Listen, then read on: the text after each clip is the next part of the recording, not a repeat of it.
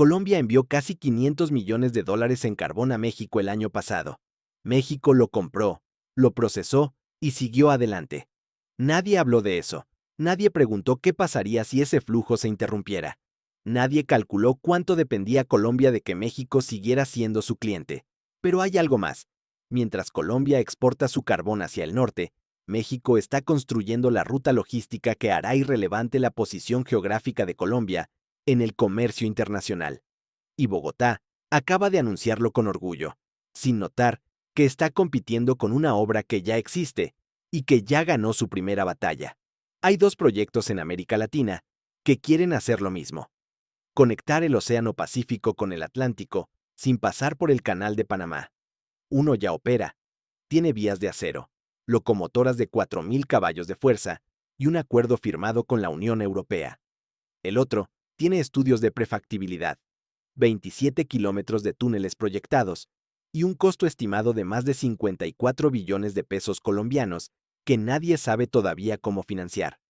El que ya opera es el corredor interoceánico del Istmo de Tehuantepec. Es mexicano. El que todavía no existe, salvo sobre el papel, es el corredor ferroviario colombiano entre Juradó y Titumate. Y la paradoja está ahí, quieta, esperando a que alguien la nombre. Colombia compra tiempo con proyectos. México acumula posición con infraestructura real. Y mientras tanto, el carbón colombiano sigue fluyendo hacia los puertos mexicanos, alimentando la industria de un país que, en silencio, se está convirtiendo en su competidor directo. Para entender por qué esto importa, hay que mirar primero el tablero tal y como es.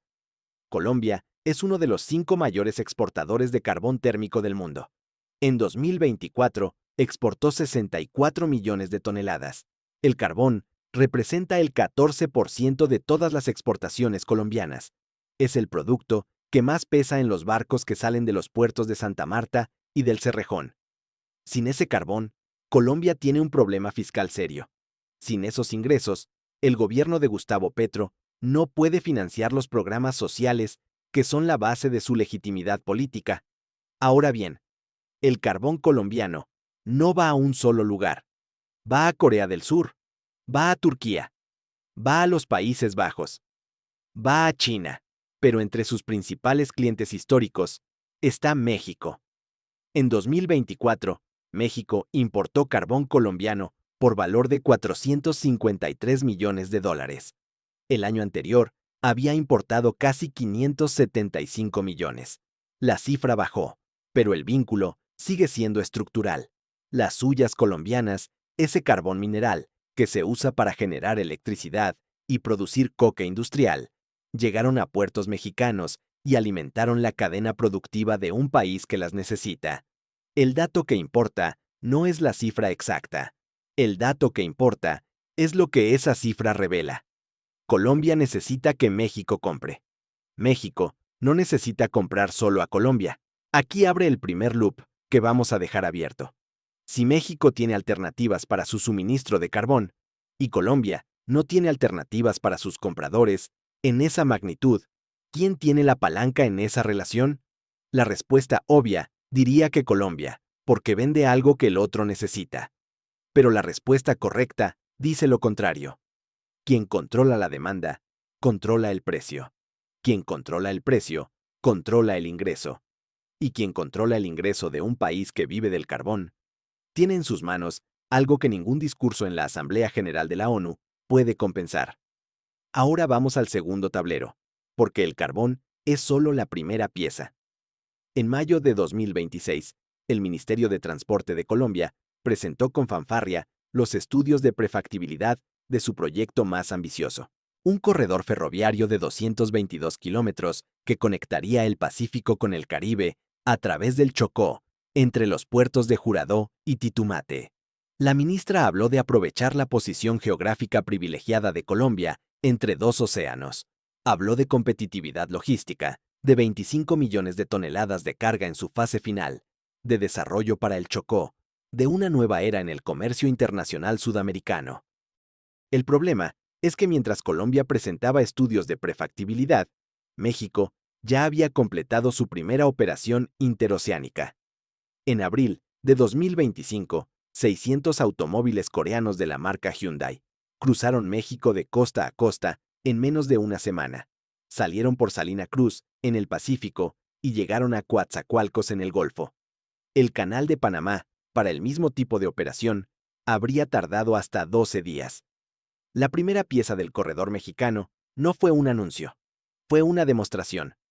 El corredor interoceánico del Istmo de Tehuantepec, conocido como el CAIT, lleva años tomando forma. Tiene 1.200 kilómetros de vías ferroviarias modernizadas. Tiene vías capaces de soportar 27 toneladas por eje. Tiene trenes de hasta 260 contenedores. En febrero de 2026, México y la Unión Europea firmaron un protocolo para consolidar esta ruta como corredor comercial multimodal de escala global. Eso no es un estudio. Eso es geopolítica convertida en infraestructura. Y la infraestructura no negocia, no da discursos, no tuitea, simplemente opera. ¿Y qué tiene Colombia? Tiene un tren que requiere 27 kilómetros de túneles y 121 kilómetros de viaductos en una de las zonas más lluviosas, más remotas y más complejas del continente. Tiene un costo que los propios ingenieros colombianos califican de difícil de financiar. Y tiene a sus propios expertos técnicos citando el corredor mexicano como ejemplo de lo que puede salir mal. Un ingeniero consultado por medios colombianos dijo exactamente eso. El corredor de México tuvo flujos muy inferiores a los proyectados inicialmente, y puede ser una referencia de un proyecto que no cumplió las expectativas originales. Esa es la cita que Colombia usa para justificar sus dudas sobre su propio proyecto, sin reparar en que el corredor que menciona como advertencia ya existe, ya opera y ya está en expansión. Aquí hay que detener el relato un momento para ver el cuadro completo, porque lo que está ocurriendo no es accidental. Colombia y México son aliados dentro de la Alianza del Pacífico. Se sientan juntos en las mismas cumbres, comparten marcos comerciales, y Petro y Sheinbaum se reunieron bilateralmente en el G20 de Brasil en noviembre de 2024 para hablar de inversión, comercio e infraestructura. En abril de 2026 volvieron a coincidir en Barcelona, en la cumbre en defensa de la democracia, donde Sheinbaum compartió mesa con Petro, con Lula y con el presidente de Uruguay. Las fotos son de socios.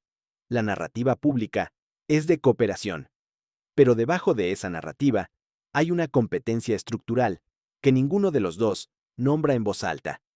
Mientras Petro sueña con un tren que conecte dos océanos a través del Chocó, Sheinbaum ya tiene ese tren.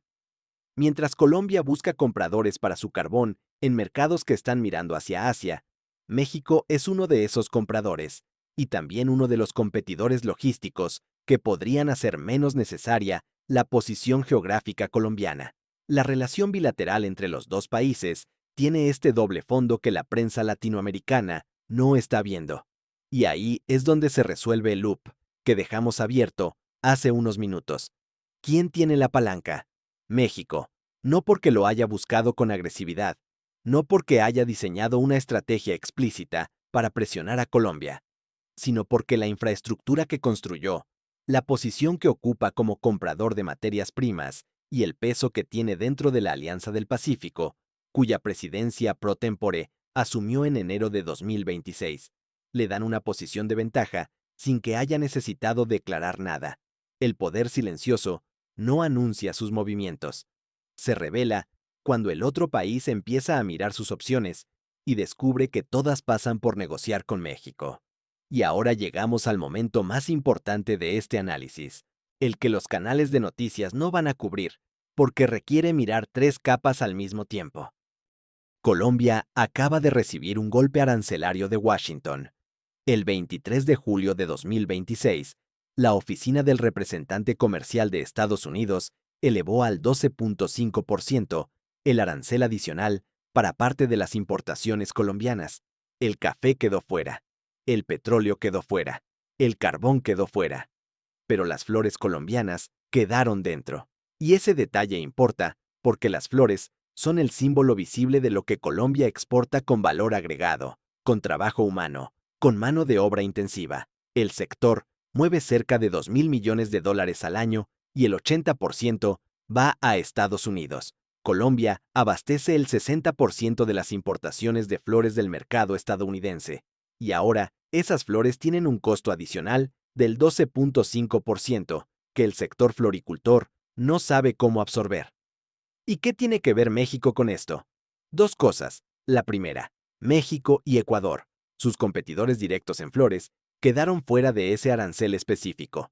La segunda, el mismo acuerdo comercial que México está negociando con Washington en su tercera ronda de conversaciones sobre la revisión del TEMEC, posiciona a México en una situación de privilegio arancelario que Colombia no tiene y no tendrá en el corto plazo.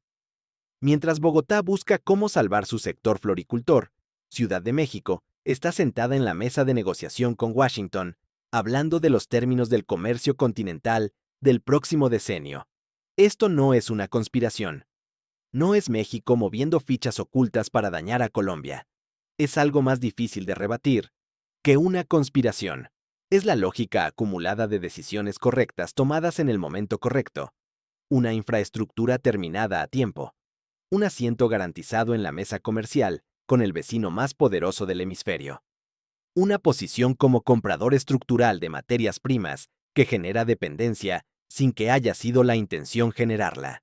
El resultado final de todo eso es un tablero donde Colombia necesita más a México de lo que México necesita a Colombia, sin que nadie lo haya diseñado así, y sin que nadie lo esté nombrando. Ahora resolvamos el segundo loop. ¿Qué significa esto para el futuro del corredor ferroviario colombiano? El tren que Colombia quiere construir entre Juradó y Titumate enfrenta tres problemas simultáneos. El primero es técnico. La geografía del Chocó es extraordinariamente difícil, con una selva densa, lluvias que superan los 10.000 milímetros anuales en algunas zonas, y una necesidad de ingeniería de alta complejidad que dispara los costos. El segundo es financiero. La inversión estimada supera los 54 billones de pesos colombianos y no hay fuente de financiamiento definida. El tercero es político. Petro termina su mandato en agosto de 2026 y ningún gran proyecto de infraestructura colombiano ha sobrevivido al cambio de gobierno sin ser redefinido, ralentizado o abandonado. Y encima de todo eso está el problema que nadie quiere nombrar en Bogotá. Cuando ese tren esté listo, si alguna vez lo está, México ya habrá capturado los flujos de carga que lo harían rentable. El corredor del Istmo de Tehuantepec tiene capacidad proyectada para mover 1.400.000 contenedores al año. El acuerdo con la Unión Europea lo posiciona como nodo entre Europa, Asia y el mercado norteamericano. La primera operación comercial ya demostró que el tiempo de tránsito es competitivo. Para cuando Colombia ponga el primer riel en el Chocó, el corredor mexicano habrá acumulado rutas, clientes, contratos y reputación operativa que tomará años replicar. Lo que está ocurriendo en América Latina, en este momento, es una redistribución silenciosa del poder logístico. El corredor que conecte los dos océanos de manera eficiente y confiable no solo mueve carga, define quién controla las rutas del comercio regional, quién cobra por el tránsito, quién atrae los parques industriales que se instalan alrededor de la infraestructura y quién tiene capacidad para ofrecer condiciones a los países que necesitan mover sus mercancías. Eso es poder. Y en América Latina, ese poder está acumulándose en México con una velocidad que la región no ha terminado de registrar. Colombia tiene una posición geográfica privilegiada entre dos océanos. Eso es un hecho de la naturaleza que nadie puede cambiar. Pero la geografía sola no mueve contenedores. La infraestructura, sí. Y la infraestructura se construye con tiempo, con capital, con decisiones políticas sostenidas y con la capacidad de convencer al mundo de que una ruta es confiable antes de que la competencia lo haga primero. México llegó primero. Y llegar primero en logística internacional no es un detalle menor. Es la diferencia entre ser el nodo y ser el proveedor de materias primas que alimenta al nodo. Eso es precisamente lo que Colombia es hoy en su relación con México. Un proveedor.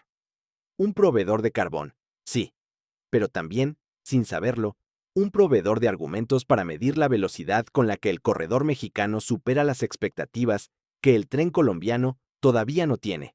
Y mientras Bogotá presenta estudios de prefactibilidad con pompa ministerial, Sheinbaum no tiene que hacer ningún anuncio. El tren ya corre. La pregunta que queda sobre el tablero no es si México ganó este round. Eso ya está decidido.